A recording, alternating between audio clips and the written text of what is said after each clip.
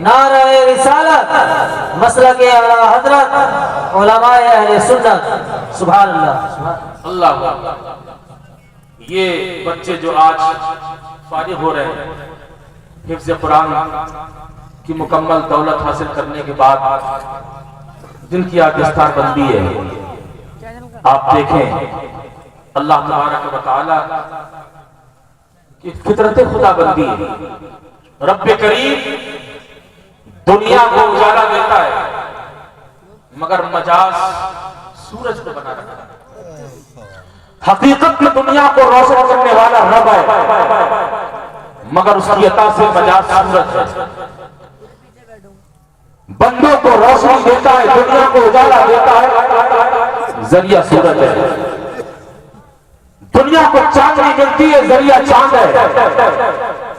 बारिश होती है, अल्लाह ने जिम्मेदारी मलाइका को रखी है।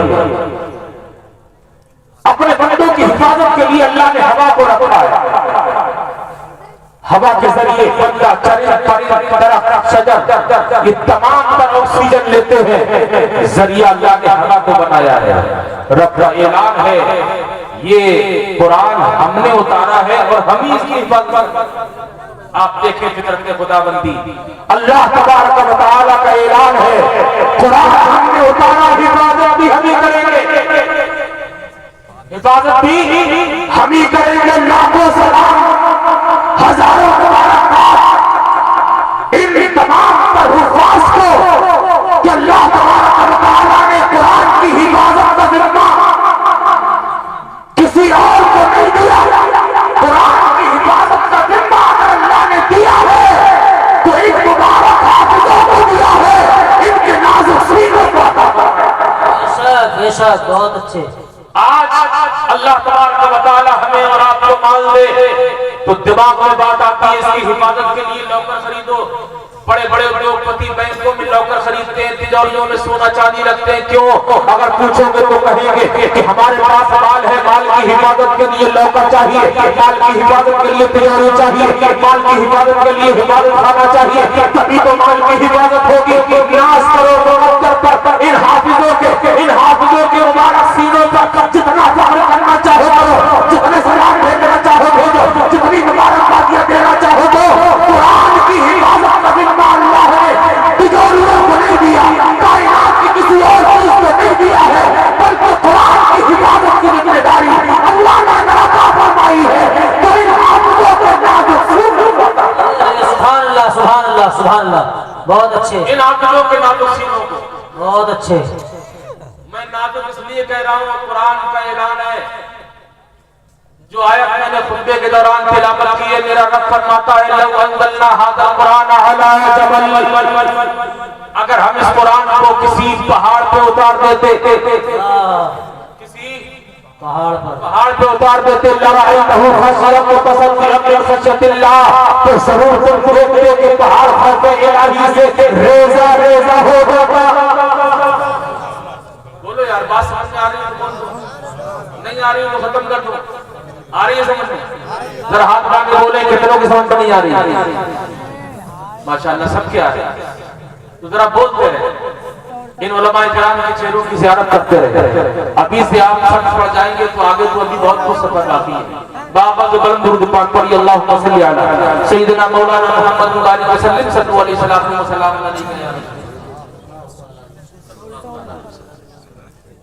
हज़रात, रब फरमाए अगर हम कुरान को पहाड़ पे उतार दें तो पहाड़ खौफ इलाही से रेजा रेजा हो जाए। इतना वजन है कुरान का कि पहाड़ पर उतर जाएगा तो पहाड़ भी उसके वजन को बर्दाश्त न कर पाए, खौफ इलाही से रेजा रेजा।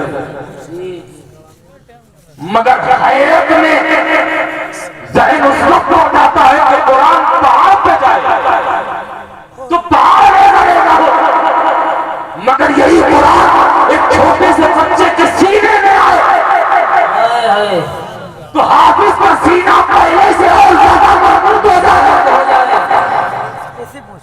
एक हाफिज कुरान के चेहरे में पहले से और ज्यादा चमक आ जाएगा। मामला क्या है?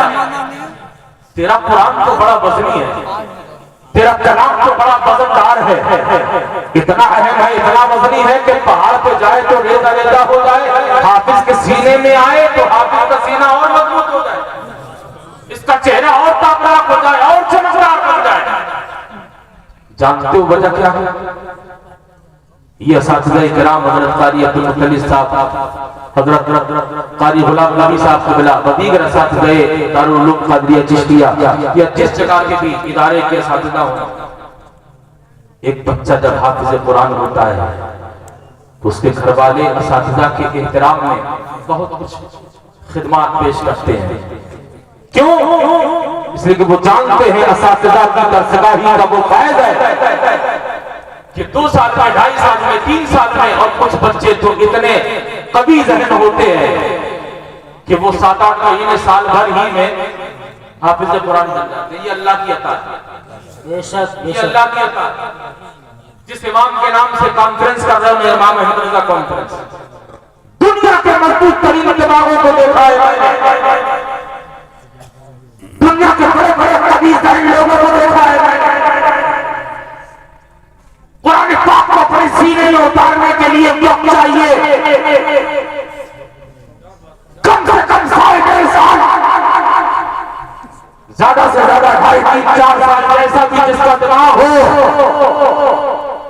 मैं पूरी जिम्मेदारी के साथ कहूंगा, सरकार आला हज़रत ने हिफ्ज़ कुरान के लिए कोई दस्तगाह नहीं की, कोई दस्तगाह नहीं।